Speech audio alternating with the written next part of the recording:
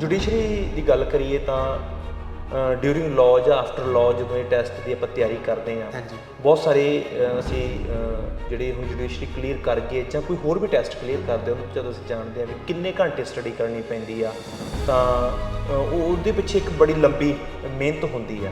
ਏਕਲਵਿਆ ਨੇ ਕਿੰਨਾ ਸੰਘਰਸ਼ ਕੀਤਾ ਇਹਦੇ ਵਿੱਚ? एक आपके अंदर कितनी क्यूरियोसिटी है नॉलेज को ग्रास्प करने की, और आप कितना अपना माइंड फोकस है उसमें, वो ज़्यादा मैटर करता है। उसके अलावा अगर हम आइडियली बात करें तो 8 to 9 आवर्स या 10 आवर्स के एवरेज आप लेके चलो, हो जाता है। बट जब आप पढ़ाई करते हो, इट इज़ एब्सोल्युटली आइडियल कि आपके either you should be studying properly, proper devoted hours. उसके अलावा you should get proper sleep, and you should also have a physical activity, कोई आप एक्सरसाइज वगैरह इंपॉर्टेंट होती है। सोशल मीडिया से दूर रहना चाहिए। ਪੰਜਾਬ ਦੇ ਯੂਥ ਦੀ ਆਪਾਂ ਗੱਲ ਕਰੀਏ, ਉਹਨਾਂ ਦੀ ਇੱਕ ਮੈਂਟੈਲਿਟੀ ਇਹ ਬਣ ਚੁੱਕੀ ਹੈ ਵੀ ਪੰਜਾਬ ਦੇ ਵਿੱਚ ਜਾਂ ਪੂਰੇ ਦੇਸ਼ ਦੇ ਵਿੱਚ ਹੁਣ ਗਵਰਨਮੈਂਟ ਜੌਬਸ ਨਹੀਂ ਰਹੀਆਂ ਜਾਂ ਜੌਬ ਹੈ ਨਹੀਂ, ਇੱਥੇ ਕੈਰੀਅਰ ਹੈ ਨਹੀਂ, ਇੱਥੇ ਫਿਊਚਰ ਡਾਰਕ ਹੋ ਚੁੱਕਿਆ। ਫੋਰਨ ਕੰਟਰੀ ਚਲੀਏ, ਕੈਨੇਡਾ, ਅਮਰੀਕਾ, ਉਹਨਾਂ ਨੂੰ ਆਇਲਸ ਦਾ ਜਿਹੜਾ ਟੈਸਟ ਆ ਉਹਦੇ ਵਿੱਚ ਹੀ ਆਪਣਾ ਫਿਊਚਰ ਦਿਖਦਾ, ਜਦ ਕਿ ਸੱਚਾਈ ਨਹੀਂ ਹੈ, ਹਕੀਕਤ ਤੋਂ ਇਹ ਕੋਹਾਂ ਦੂਰ ਹੈ। अगर हम बात करते हैं कि जो हम देखते हैं कि बहुत सारे लोग दे आर गोइंग अब्रॉड, तो उसमें I think they are going it's a brain drain. मतलब जितना शार्प माइंड इतना हमारा इंडिया में है, वो अगर यहाँ पे यूटिलाइज हो जाए, I think our country can progress a lot. ਜੋ ਕੁਛ ਅਸੀਂ ਪੜ੍ਹਦੇ ਹਾਂ, ਜੋ ਤੁਸੀਂ ਉਹਨੂੰ ਇੰਪਲੀਮੈਂਟ ਕਰਦੇ ਹਾਂ, ਕੋਰਟ ਦੇ ਵਿੱਚ ਜਾ ਕੇ ਖੜ੍ਹਦੇ ਹਾਂ ਐਜ਼ ਅ ਲਾਇਰ ਜਾਂ ਐਜ਼ ਅ ਅਸੀਂ ਜੱਜ ਬੈਠੇ ਹਾਂ, ਅਸੀਂ ਲੋਕਾਂ ਦੀਆਂ ਭਾਵਨਾਵਾਂ ਜਾਂ ਸਮਾਜਿਕ ਭਾਵਨਾਵਾਂ ਦੀ ਜਾਂ ਸਮਾਜਿਕ ਰੁਤਬੇ ਦੀ ਕਿੰਨੀ ਕੁ ਸਾਨੂੰ ਇੱਕ ਵੈਲਿਊਜ਼ ਹੁੰਦੀ ਆ ਇੱਕ ਫੈਸਲਾ ਕਰਦਿਆਂ ਸਮੇਂ। जो लॉ है एक लोगों के रिलेशन से डील करता है, जहाँ पे कोर्ट्स होती हैं, वहाँ पे दो साइड्स होती हैं, जो कि सोसाइटी, जो members of society, they approach the court of law to seek justice. ਸਤਿ ਸ਼੍ਰੀ ਅਕਾਲ, ਤੁਸੀਂ ਜੁੜੇ ਔਨ ਪੁਆਇੰਟ ਤੇ ਮੈਂ ਹਰਜਿੰਦਰ ਸਿੱਧੂ। ਗੱਲ ਕਾਨੂੰਨੀ ਖੇਤਰ ਦੀ ਕਰਾਂਗੇ। ਜਦੋਂ ਕਾਨੂੰਨ ਦੀ ਪੜ੍ਹਾਈ ਕਰਦੇ ਆ, ਸਾਡੇ ਸਾਹਮਣੇ ਬਹੁਤ ਸਾਰੇ ਇਸ ਤਰ੍ਹਾਂ ਦੇ ਪੁਆਇੰਟਸ ਆਉਂਦੇ ਆ ਜਿਹੜੇ ਅਸੀਂ ਪੜ੍ਹਦੇ ਆ। ਪੜ੍ਹਨ ਤੋਂ ਬਾਅਦ ਜਦੋਂ ਅਸੀਂ ਇੱਕ ਵਕੀਲ ਬਣ ਜਾਂਦੇ ਆ ਜਾਂ ਇੱਕ ਜੱਜ ਬਣ ਜਾਂਦੇ ਆ, ਅਸੀਂ ਉਹਨਾਂ ਦੇ ਉੱਪਰ ਕਿੰਨਾ ਕੁ ਖਰਾ ਉਤਰਦੇ ਆ। ਪੜ੍ਹਾਈ ਦੌਰਾਨ ਸਾਡੇ ਸਾਹਮਣੇ ਕੁਝ ਹੋਰ ਹੁੰਦਾ, ਪਰ ਜਦੋਂ ਅਸੀਂ ਇੱਕ ਚੇਅਰ 'ਤੇ ਬੈਠ ਜਾਂਦੇ ਹਾਂ ਉਦੋਂ ਅਸੀਂ ਸਬੂਤਾਂ ਦੇ ਆਧਾਰ 'ਤੇ ਗੱਲ ਕਰਨੀ ਹੁੰਦੀ ਹੈ, ਚਾਹੇ ਵਕੀਲ ਹੋਵੇ ਚਾਹੇ ਜੱਜ ਹੋਵੇ। ਦੋਨਾਂ ਦੇ ਵਿੱਚ ਤਾਲਮੇਲ, ਦੋਨਾਂ ਦੀਆਂ ਜਿਹੜੀਆਂ ਜ਼ਿੰਮੇਦਾਰੀਆਂ ਨੇ ਸਮਾਜਿਕ ਨਜ਼ਰੀਏ ਤੋਂ, ਉਹ ਸਮਾਜ ਦੀਆਂ ਜਿਹੜੀਆਂ ਜ਼ਿੰਮੇਦਾਰੀਆਂ ਨੇ ਉਹਨਾਂ ਦੇ ਉੱਪਰ ਕਿੰਨਾ ਕੁ ਖਰਾ ਉਤਰਦੇ ਨੇ, ਇਹਨਾਂ ਸਾਰੇ ਅੱਜ ਕੱਲ੍ਹ ਵਿਸ਼ਿਆਂ 'ਤੇ ਆਪਾਂ ਗੱਲ ਕਰਾਂਗੇ। ਮੇਰੇ ਨਾਲ ਜਿਹੜੇ ਨੌਜਵਾਨ ਨੇ, ਇਹਨਾਂ ਨੇ ਹੁਣੇ ਜੁਡੀਸ਼ਰੀ ਦਾ ਟੈਸਟ ਕਲੀਅਰ ਕੀਤਾ। ਹਰਿਆਣਾ ਦੀ ਜੁਡੀਸ਼ਰੀ ਦਾ ਟੈਸਟ ਕਲੀਅਰ ਕਰਨ ਤੋਂ ਬਾਅਦ ਹੁਣ ਜੇਕਰ ਮੈਂ ਸ਼ਬਦ ਕਹਾਂ ਕਿ ਇਹ ਜੱਜ ਬਣ ਚੁੱਕੇ ਨੇ ਤਾਂ ਇਹਦੇ ਵਿੱਚ ਕੋਈ ਦੋ ਰਾਏ ਨਹੀਂ। ਏਕਲਵਿਆ ਗੌਡ ਲੁਧਿਆਣੇ ਦੇ ਰਹਿਣ ਵਾਲੇ ਨੇ, ਸਿਟੀ ਯੂਨੀਵਰਸਿਟੀ ਦੇ ਵਿਦਿਆਰਥੀ ਨੇ, LLM ਕਰ ਰਹੇ ਨੇ ਅਤੇ ਹੁਣੇ ਇਹ ਜੱਜ ਦਾ ਟੈਸਟ ਕਲੀਅਰ ਕਰਕੇ ਆਏ। ਏਕਲਵਿਆ, ਬਹੁਤ ਬਹੁਤ ਮੁਬਾਰਕ ਪਹਿਲਾਂ ਤਾਂ ਸਾਡੇ ਕੋਲੋਂ ਤੁਹਾਨੂੰ। So much thank you. ਕਿੱਦਾਂ ਦਾ ਮਹਿਸੂਸ ਕਰ ਰਹੇ ਹੋ? Very happy and feeling blessed कि दिस वाज माय गोल और वो मैंने अचीव कर लिया। ਜੁਡੀਸ਼ਰੀ ਕਲੀਅਰ ਕਰਨ ਤੋਂ ਪਹਿਲਾਂ ਤੁਸੀਂ ਏਕਲਵਿਆ ਸੀ। ਤੁਹਾਨੂੰ ਇੱਥੇ ਸਾਰੇ ਦੋਸਤ, ਫਰੈਂਡ ਸਰਕਲ, ਪਰਿਵਾਰ ਦੇ ਵਿੱਚ ਸਾਰੇ ਕਹਿੰਦੇ ਨੇ ਏਕਲਵਿਆ। ਬਹੁਤ ਸਾਰੇ ਇਹੋ ਜਿਹੇ ਦੋਸਤ ਵੀ ਹੁੰਦੇ ਜਿਹੜੇ ਕਹਿੰਦੇ ਨੇ ਓਏ ਏਕਲਵਿਆ, ਹੈ ਨਾ, ਪਰ ਹੁਣ ਅੱਜ ਤੋਂ ਬਾਅਦ ਤੁਹਾਨੂੰ ਜੱਜ ਸਾਹਿਬ ਕਿਹਾ ਜਾਏਗਾ। हाँ जी, जुडिशरी पे आके कि मेरी ऑक्यूपेशन एज जुडिशल ऑफिसर हो गई है, but I think for friend, family या otherwise I am the same Eklavya. So थोड़ा हो जाता है कि हाँ, मतलब वो बोलने को दे से, बट अदरवाइज मैं वही ही हूँ सबके लिए, सेम। कितना टफ रहा एग्ज़ाम? एग्ज़ाम का जो प्रोसेस होता है, इट्स थ्री स्टेप प्रोसेस होता है, प्रीलिम्स, मेंस और इंटरव्यू।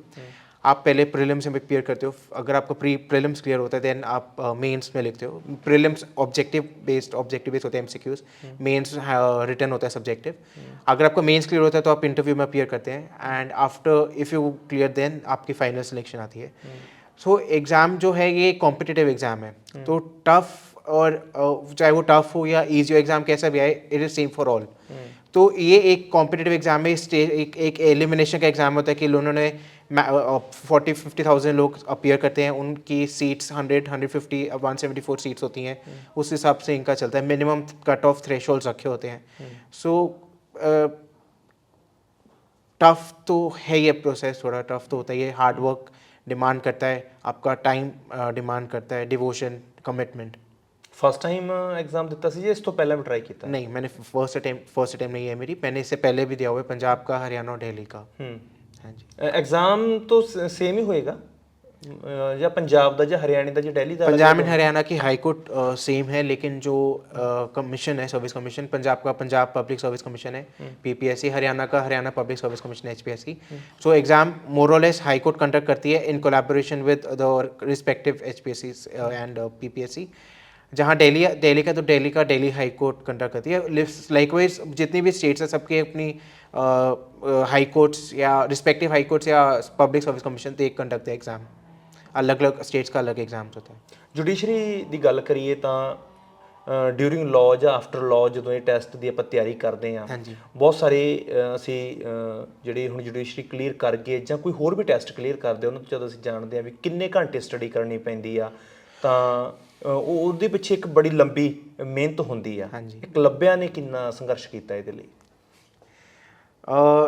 आइडियली अगर हम देखें तो जब आप कभी भी किसी भी एग्ज़ाम की बात करें, not just competitive exam, her exam का एक शेड्यूल होना चाहिए, एक डिसिप्लिन होना चाहिए। तो मेरा हमेशा से ये मानना है कि इंस्टेड ऑफ योर आपके आर्ट्स के बजाय आपके जो कंसंट्रेशन और आपकी क्वालिटी, तो आपके जो उसमें आपका जितना आपने एक आपके अंदर की कितनी क्यूरियोसिटी है नॉलेज को ग्रास्प करने की, और आप कितना अपना माइंड फोकस है उसमें, वो ज़्यादा मैटर करता है। उसके अलावा अगर हम आइडियली बात करें तो 8 to 9 आवर्स या 10 आवर्स के एवरेज आप लेके चलो, हो जाता है। मेरा कोई ऐसे शेड्यूल था नहीं, मेरा थोड़ा डिसिप्लिन बहुत डिसअप्टेड था, बट स्टिल मेरे को होता था कि आई हैड द ज़ील कि I want to learn the law और अच्छे से करना है, तो उसको मैं उस तरीके से पढ़ता था। घंटे का कोई मेरा अपना नहीं था, हो जाते थे घंटे, 8-9 घंटे तो हो ही जाते थे।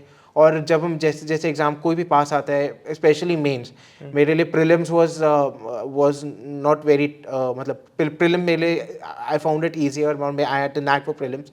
मेंस मेरे लिए ज़्यादा क्रूशियल था, तो मेंस में जैसे जैसे एग्ज़ाम पास आ गए तो घंटे 14, 15, 16 आवर्स भी हो जाते थे। ਕਿਉਂਕਿ ਬਹੁਤ ਸਾਰੇ ਅਸੀਂ ਸਟੂਡੈਂਟਸ ਨਾਲ ਗੱਲ ਕਰਦੇ ਹਾਂ, ਉਹ ਆਪਦੇ ਬਾਰੇ ਬਹੁਤ ਕੁਝ ਦੱਸਦੇ ਆ ਕਿ ਅਸੀਂ 15-15 ਜਾਂ 16-16 ਘੰਟੇ ਪੜ੍ਹਾਈ ਕਰਦੇ ਹਾਂ, ਅਸੀਂ ਫੇਸਬੁੱਕ ਜਾਂ ਇੰਸਟਾ ਕੁਝ ਵੀ ਨਹੀਂ ਚਲਾਉਂਦੇ, ਅਸੀਂ ਫੋਨ ਵੀ ਦੂਸਰਾ ਯੂਜ਼ ਕਰਦੇ ਹਾਂ। ਉਸ ਤਰ੍ਹਾਂ ਉਹਨਾਂ ਦੀ ਚਲੋ ਆਪਣੀ ਇੱਕ ਸੰਘਰਸ਼ ਹੁੰਦਾ। नहीं, ये जो हम बात करते हैं, जो आजकल के स्मार्टफोन्स हैं, थोड़ी सी डिस्ट्रैक्शन तो होते हैं, और इसमें कोई there is no doubt about it कि इनसे थोड़ा आपको सोशल मीडिया से दूर रहना चाहिए। बट जब आप पढ़ाई करते हो, इट इज़ एब्सोल्युटली आइडियल कि आपके either you should be studying properly, proper devoted hours, उसके अलावा you should get proper sleep, and you should also have a physical activity, कोई आप एक्सरसाइज वगैरह इंपॉर्टेंट होती है। सोशल मीडिया से दूर रहना चाहिए। इस बार मैंने कुछ दूर नहीं रहा था, मुझे लगता था कि पढ़ाई के बीच में 5 to 10 मिनट्स थोड़ा सोशल मीडिया करो तो माइंड फ्रेश हो जाता है। बट आई मेड श्योर कि मैं अपनी वॉक करता होता था। I always made it a point कि मैं वॉक ज़रूर करूँ 30-40 मिनट्स। सो ये है, और ठीक भी है। सोशल अकाउंट्स है क्या ਤੁਹਾਡੇ? सोशल मीडिया था, है भी, और मेरे पेरेंट्स इंसिस्ट करते थे कि मैं अपना फ़ोन चेंज करूं, बट आई थिंक ये थोड़ा मुश्किल हो जाता है वो उसको बेसिक फ़ोन पे आना। मोस्ट ऑफ द यूथ ਤਾਂ ਅੱਜਕੱਲ ਸੋਸ਼ਲ स्मार्टफोन्स ਤੇ इंस्टा रील्स ਤੇ। हाँ जी, इट्स अ सैड रियलिटी कि आप जब स्मार्टफोन्स पे आ जाते हो तो it is very difficult to get back to basic phone. और एक तरह से लगता है कि जब आपके पास इंटरनेट की कनेक्टिविटी नहीं होती इंटरनेट की कनेक्टिविटी, तो it seems like life comes to standstill. But I think it is important कि इस तरह का आपको थोड़ा डिटॉक्स होना चाहिए, और पढ़ाई भी यही डिमांड करती है कि you should be a little isolated and cut off from the world. हाँ जी, स्मार्टफोन से दूर होना चाहिए, पर हो नहीं पाता बट करना चाहिए। और फिर आई थिंक वो ही डिफरेंस है कि वो जैसे हम पंजाबी में बोलते हैं, वो अलूनी सिल चटना। कुछ भी बड़ा हासिल करने के लिए कुछ मुश्किलें का आपको सामना करना पड़ता है। Those who face it they clear, तो ये फ़र्क ये नोटिस होता है कि कौन उस उतना हार्डवर्क डालता है, कौन सैक्रिफाइस करता है। मेरे पेरेंट्स हमेशा ये बोलते थे कि आपका शॉर्ट टर्म प्लेजर होता है versus long term pleasure. Short term के प्लेजर के चक्कर में आप long term you will suffer, you will have to, मतलब अभी आप अपना लेजर ले लो, एंजॉय कर लो, तो आगे जाके आपकी ज़्यादा हार्डवर्क लगेगा और ज़्यादा आपकी मेहनत लगेगी। वेरस यहाँ पे अभी थोड़े टाइम की मेहनत करो और आपके लाइफ लॉन्ग आपको आराम रहेगा।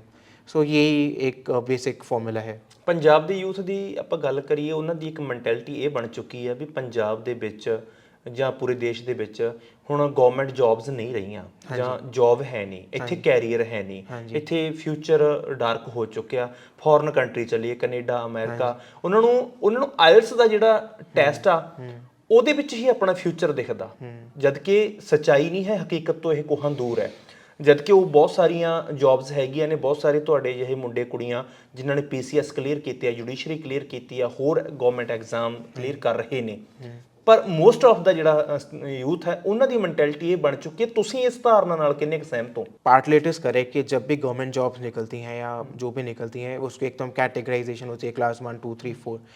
तो जितना मतलब जो क्लास 1 या क्लास ए या ग्रुप बी जॉब्स, उसमें लिमिट सीट्स का इनटेक लिमिटेड होता है। सो ये है कि गवर्नमेंट के भी अपने कॉन्स्ट्रेंट्स होते हैं, उनके फंडिंग, इनको सैलरीज देना, उनके आगे पेंशन्स एंड जो उनको इंफ्रास्ट्रक्चर प्रोवाइड करना, उसकी गवर्नमेंट के अपने कॉन्स्ट्रेंट्स हैं। सो लिमिटेड जॉब्स लिमिटेड हैं। बट अगर हम बात करते हैं कि जो हम देखते हैं कि बहुत सारे लोग दे आर गोइंग अब्रॉड, तो उसमें I think they are going up, it's a brain drain. मतलब जितना शार्प माइंड इतना हमारा इंडिया में है, वो अगर यहाँ पे यूटिलाइज हो जाए, I think our country can progress a lot. दूसरा, जो वहाँ पे भी जाके लॉट ऑफ पीपल जो जाते हैं वहाँ पे मीनियल जॉब्स करते हैं। So why not do it here? बिल्कुल। वो एक यही होता है कि आप अब्रॉड हो, आपको कोई जानता नहीं है, आपको वो फियर या लैक ऑफ कॉन्फिडेंस लगता है मीनियल जॉब्स करते हो। यहाँ पे सारे आपके अपने उनके बीच में बैठ के, सो एक वो साइकोलॉजी उस तरह की है। बट ऐसा नहीं है आपके हर फील्ड में। अगर हम इंडिया में यहाँ पे देखें, डॉक्टर पेशेंट रेशियो कम है, लॉयर्स हैं, या बहुत सारे कॉर्पोरेट प्रॉस्पेक्ट्स बहुत सारे हैं। आप चार्टर्ड अकाउंटेंट कर सकते हो, you can be a professional engineer, मतलब बहुत प्रॉस्पेक्ट्स हैं। Being a scientist, you can, मतलब आप अगर थोड़ा साइंस के फील्ड में you get into the deep into the research, मतलब कितने हमारी यूनिवर्सिटीज़ काफ़ी अच्छी हैं, हमारा वहाँ पे अगर आप जाके रिसर्च करो, यू क्रिएट पेटेंट्स। अगर इंडिया पेटेंट्स में इस तरह का काम करे, so I think it will be beneficial rather कि they should come back and जो जितना हार्डवर्क आप वहाँ पे करें वो यहाँ पे करो। ਥੋੜਾ ਆਪਾਂ ਕਾਨੂੰਨ ਦੇ ਸਿਸਟਮ ਵੱਲ ਆਉਂਦੇ ਆ। ਹਾਂਜੀ। ਤੁਸੀਂ ਕਾਨੂੰਨ ਪੜ੍ਹਿਆ, ਪੜ੍ਹ ਵੀ ਰਹੇ ਹੋ, ਜੁਡੀਸ਼ਰੀ ਕਲੀਅਰ ਕੀਤਾ, ਜੋ ਕੁਝ ਅਸੀਂ ਪੜ੍ਹਦੇ ਆ, ਜੋ ਤੁਸੀਂ ਉਹਨੂੰ ਇੰਪਲੀਮੈਂਟ ਕਰਦੇ ਆ, ਕੋਰਟ ਦੇ ਵਿੱਚ ਜਾ ਕੇ ਖੜਦੇ ਆ ਐਜ਼ ਅ ਲਾਇਰ ਜਾਂ ਐਜ਼ ਅ ਅਸੀਂ ਉਸੇ ਜੱਜ ਬੈਠੇ ਆ, ਅਸੀਂ ਲੋਕਾਂ ਦੀਆਂ ਭਾਵਨਾਵਾਂ ਜਾਂ ਸਮਾਜਿਕ ਭਾਵਨਾਵਾਂ ਦੀ ਜਾਂ ਸਮਾਜਿਕ ਰੁਤਬੇ ਦੀ ਕਿੰਨੀ ਕੁ ਸਾਨੂੰ ਇੱਕ ਵੈਲਿਊਜ਼ ਹੁੰਦੀ ਆ ਇੱਕ ਫੈਸਲਾ ਕਰਦਿਆਂ ਸਮੇਂ?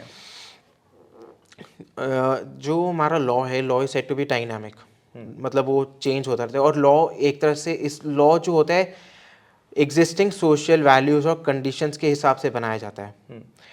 सो ऑब्वियसली जो लॉ है एक लोगों के रिलेशन से डील करता है। जहाँ पे कोर्ट्स होती हैं वहाँ पे दो साइड्स होती हैं, जो कि सोसाइटी, जो members of society, they approach the court of law to seek justice. तो और जो कोर्ट का काम है, और जो मतलब जुडिशियल ऑफिस, जो ऑफिसर्स ऑफ द कोर्ट हो गए, ऑफिसर्स ऑफ द कोर्ट में आ गए, जजेस आ गए, लॉयर्स आ गए, these are the officers of the court. इनका काम ये है कि लॉ के हिसाब से, within the confines of the law, किसी भी डिस्प्यूट को सॉल्व करना, रिजॉल्व करना और जस्टिस देना। हमारे जो लॉज हैं, बहुत अच्छे लॉज बनाए गए हैं। Our laws are very progressive. और जो इसमें हमारी अमेंडमेंट्स होती हैं लॉज में, नए लॉज आते हैं। अब जैसे अब देखो 3 न्यू लॉज, क्रिमिनल लॉज नए आए हैं। उन्होंने जो आजकल की टेक्नोलॉजिकल इंप्रूवमेंट हुई, एडवांसमेंट हुई है, उसको अकोमोडेट करने के लिए चेंजेस आई हैं। So law changes according to society. लोगों के वैल्यूज़ का कहीं हमेशा कोई ना कोई हमेशा ध्यान रखा जाता है। सुप्रीम कोर्ट के जो डिसीजंस आते हैं, जो एग्जिस्टिंग सोशल वैल्यूज़ उस हिसाब से आते हैं। कि जैसे सुप्रीम कोर्ट ने जो एक कंसेंशुअल होमोसेक्सुअलिटी को लीगलाइज करा था, उसके अलावा लिव इन को भी रिकग्नाइज किया। सेम सेक्स मैरिजेस का अभी थोड़ा भी उतना उसको डेवलप नहीं कर Openly नहीं हुआ। ओपन नहीं हुआ और अभी थोड़ी उतनी एक्सेप्टेंस नहीं है, तो बट धीरे धीरे एक ऑलरेडी एक बार रिट हो चुकी थी, वो डिसाइड हो चुकी, बट आई थिंक दोबारा आएगा। सो जैसे जैसे सोसाइटी प्रोग्रेस करती है, जिस डायरेक्शन पे सोसाइटी जाती है, लॉ फॉलोज इट। तो ये अब जो लॉ है उस हिसाब से, जो डिस्प्यूट है उस पर लॉ अप्लाई करना, उस हिसाब से हमारा जुडिशियल सिस्टम चलता है। कोई फैसला लेते समय जजेस पे पॉलिटिकली प्रेशर ਹੁੰਦਾ है? फॉर्चुनेटली कोई पॉलिटिकल प्रेशर नहीं होता, क्योंकि जो हमारे जजेस हैं they are entirely under the administrative control of the high court, absolutely totally immune from political pressure. Recruitment से लेके आपका पोस्ट रिटायरमेंट आपका high court is taking care of. Even जो सैलरीज हैं या जो all that is charge on the consolidated fund of the state, तो high court ही सब देती है। हाँ, इंफ्रास्ट्रक्चर में यस होता है, but there is no political pressure, या अगर होगा तो बहुत मिनिमल। ਤੁਸੀਂ ਵੀ ਡਿਊਰਿੰਗ ਸਟੱਡੀ ਬਹੁਤ ਕੁਝ ਅਬਜ਼ਰਵ ਕੀਤਾ ਹੋਣਾ। ਅਸੀਂ ਵੀ ਬਹੁਤ ਸਾਰੀਆਂ ਇਸ ਤਰ੍ਹਾਂ ਦੀਆਂ ਇੰਟਰਵਿਊਜ਼ ਜਿਹੜੇ ਰਿਟਾਇਰਡ ਜੱਜ ਨੇ ਸੁਪਰੀਮ ਕੋਰਟ ਤੱਕ ਦੇ, ਉਹਨਾਂ ਨੂੰ ਅਸੀਂ ਸੁਣਿਆ। ਉਹ ਕਹਿੰਦੇ ਆ ਕਿ ਸਾਡੇ ਤੇ ਬਹੁਤ ਜ਼ਿਆਦਾ ਪੋਲੀਟੀਕਲੀ ਪ੍ਰੈਸ਼ਰ ਹੁੰਦਾ। उनको जो पॉलिटिकल प्रेशर उस तरह का आता है कि उनका ये मानना होता है कि एक तरह से जब भी हम, ये बहुत हाई लेवल की है जो सुप्रीम कोर्ट का है, इसमें एक हम बात करते हैं जुडिशरी और एग्जीक्यूटिव का जो थोड़ा टसल रहता है। टसल इस तरह का रहता है कि थोड़ा अपनी सुप्रीमेसी को असर्ट करने का। ज़्यादातर इसमें जो पॉलिटिकल इंटरफेरेंस रहती है थोड़ी अपॉइंटमेंट्स को रिलेटेड रहती है। तो ये होता है कि कई बार कुछ जो कॉलिशन गवर्नमेंट है तो सजेस्ट सेइंग कि तो थोड़ा जुडिशरी असर्ट करती है अपनी अथॉरिटी। तो पॉलिटिकल प्रेशर इतना रहता है कि कई बार गवर्नमेंट की अपनी पॉलिसीज़ स्ट्रिक्टली जो हम देखें कि बहुत strictly with in the confines of constitution, with in the confines of law नहीं होगी, ज़्यादा थोड़ी बहुत आर्बिट्रेरी होगी।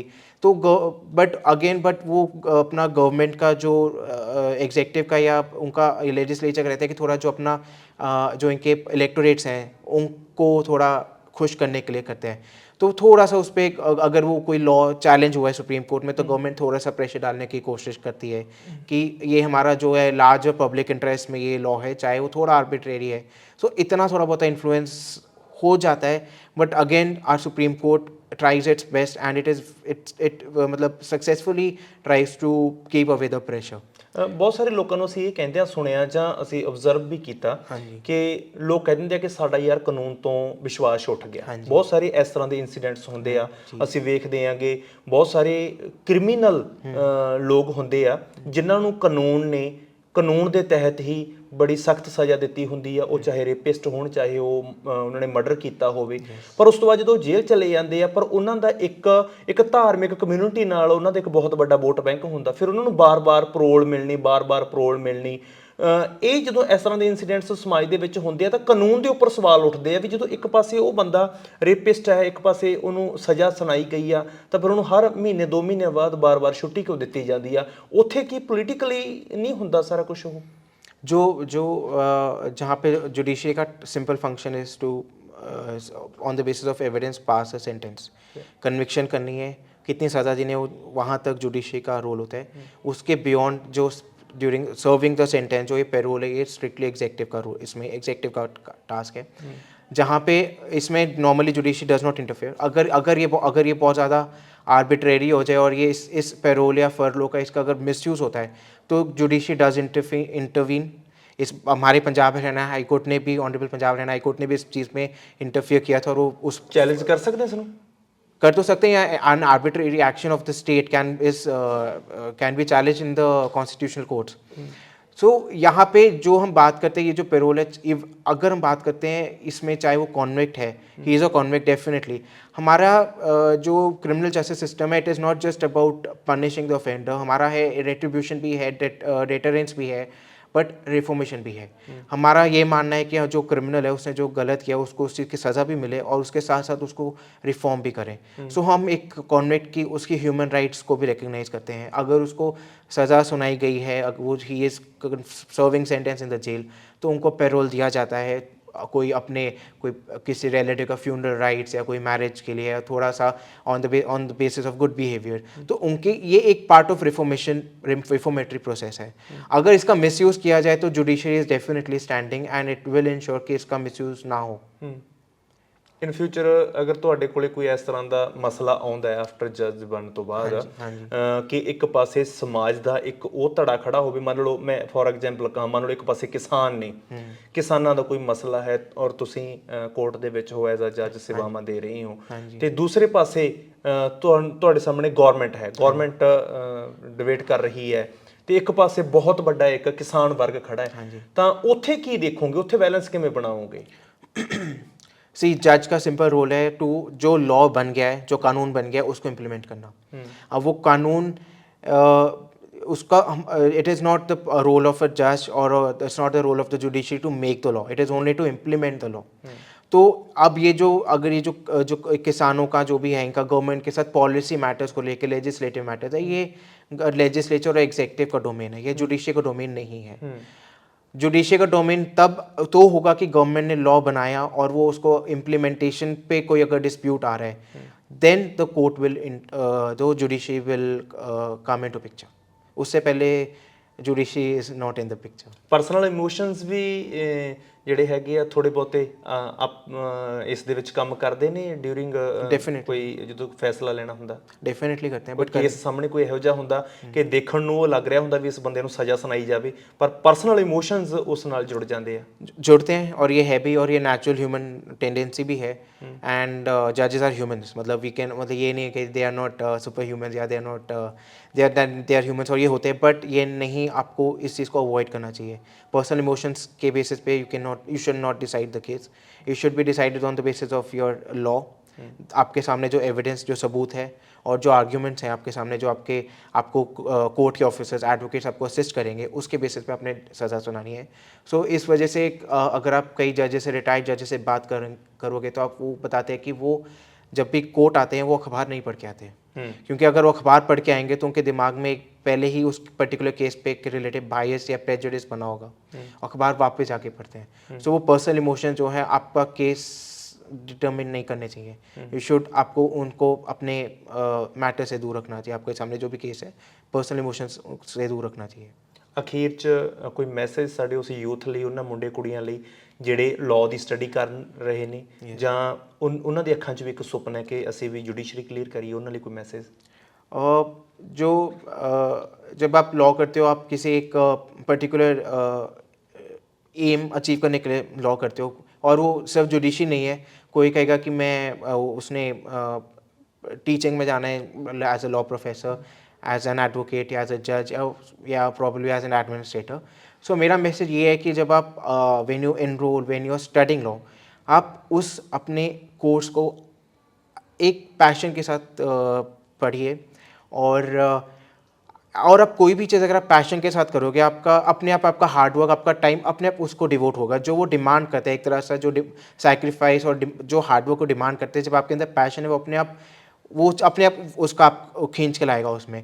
सो आप उसके साथ करिए। अगर आप एडवोकेट बनना चाहते हैं, देन यू इंश्योर कि you become the best advocate, और मतलब आपका कुछ भी हो, अगर आप टीचर बनना चाहते हो, you should become the best professor, कि जो मैं पढ़ रहा हूँ या जो भी है, मैं I want to teach the best law. As a जज है कि मुझे एक बेस्ट डिसीजन देना और इंश्योर करना है कि प्रॉपर जस्टिस दिया जाए।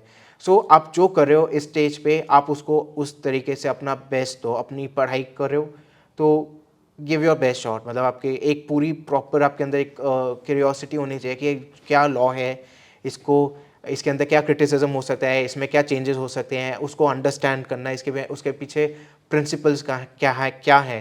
सो उस हिसाब से आप उसको पढ़ो। अगर आप एडवोकेट हो, आपको होगा कि मैं इसमें कोई लूपहोल्स देखूं, उसको मैं कैसे ट्वीक कर सकता हूँ। एज अ जज आपको है कि मुझे लॉ की कंप्लीट अंडरस्टैंडिंग होनी चाहिए।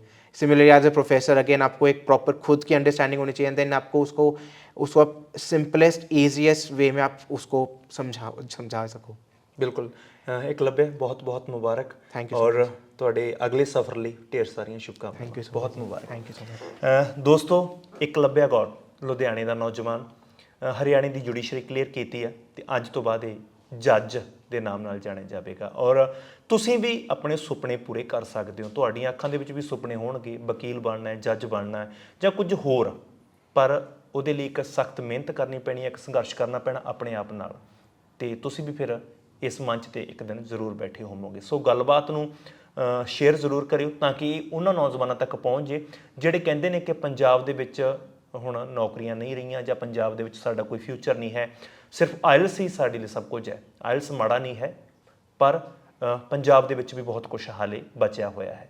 ਕੈਮਰਾਮੈਨ ਕੁਲਜੀਤ ਦੇ ਨਾਲ ਮੈਂ ਹਰਜਿੰਦਰ ਸਿੱਧੂ।